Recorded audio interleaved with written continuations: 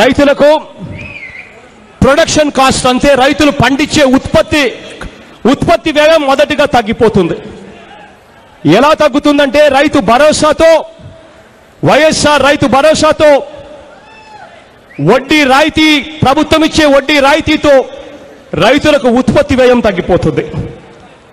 ఆ తర్వాత రైతులకు గిట్టుబాటు ధర లేక రైతులు నష్టపోయే పరిస్థితి లేకుండా గిట్టుబాటు ధరలకు మనం పెట్టే పథకంతో గిట్టుబాటు ధరలకు గ్యారంటీ వస్తుంది. ఇది కాక రైతులకు ఎక్కడైనా ప్రకృతి సహకరించినప్పుడు, ప్రకృతి సహకరించక రైతులు నష్టపోయినప్పుడు మనం పెట్టిన కెలామిటీ రిలీఫ్ ఫండ్ రైతులకు అండగా తోడుగా నిలబడుతుంది.